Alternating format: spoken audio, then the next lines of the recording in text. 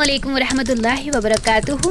आज की इस वीडियो में बहुत ही प्यारी बात बताने वाली हूँ जो कि हर शख्स की ख्वाहिश होती है, और वो है कि अल्लाह ताला हमें खूब नवाजे, खूब मालदार कर दे, खूब रिज़्क की बरकत अता करे हमारे घरों में।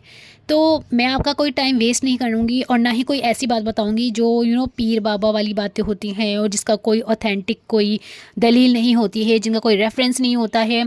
सारी बात बताऊंगी और हदीस के मुताबिक बताऊंगी। कोई भी बात ऐसी नहीं है जो कि आपको किसी को कहें तो वो यूँ कह दे कि भाई ये तो फालतू की बात है। नहीं, सारी बात दीन के इस्लाम के हिसाब से ही है। पहली चीज़ तो ये है कि मालदार होने के लिए सबसे पहले चाहिए आपका स्ट्रॉन्ग होना, आपका दिल, आपका दिमाग और आपके अंदर जो ताकत है वो होनी चाहिए कि जी आपको करना है।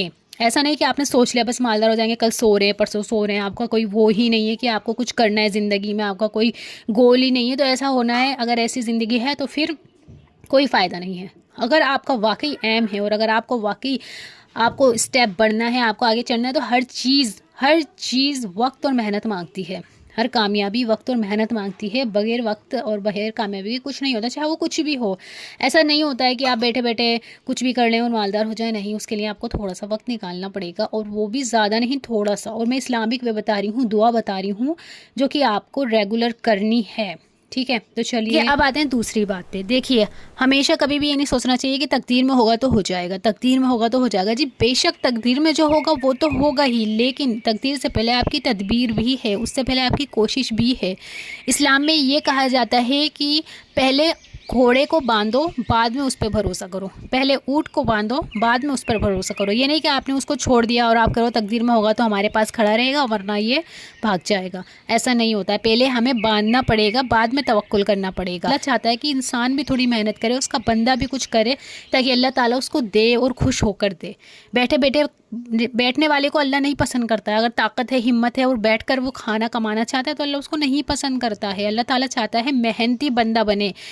हर मेहनती बंदे के पीछे ना उसका एक स्ट्रगल होता है, उसकी मेहनत होती है। तो वो चीज़ करें। तो पहली चीज़ तो ये हो गई, आप कोई भी काम करें, कोई भी बिज़नेस करें ना, तो उसके अंदर आपको मेहनत करनी है, लेकिन मेहनत भी आपको नॉर्मल करनी है। ऐसा नहीं कि आपको कुछ ज़्यादा ही मेहनत कर रही है, दिन रात आप लगे हुए हैं, आप बस काम ही काम कर रहे हैं, ऐसा नहीं।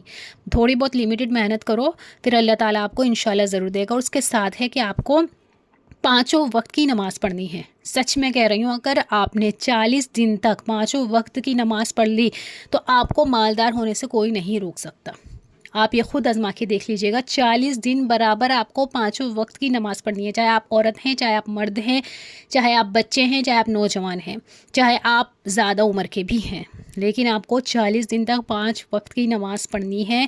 और हर नमाज के बाद आपको दरूद शरीफ पढ़ना है, अल्हम्दु शरीफ पढ़ना है। सबसे पहले आपको पढ़नी है सूरह फातिहा और उसके बाद पढ़नी है दरूद शरीफ। फिर आपको दुआ मांगनी है, अल्लाहुम्मा अक्सिर माली व वलदी व बारिक ली फ़ीमा आतैतनी। बहुत बेहतरीन दुआ है। इस दुआ के बारे में मैं आपको बहुत अच्छी बात बताती हूँ। एक हदीस है और वो ये है, ये दुआ नबी सल्लल्लाहु अलैहि वसल्लम की इस दुआ से माखूज़ है जो उन्होंने अपने खादिम अनस रज़ियल्लाहु अन्हु को दी थी।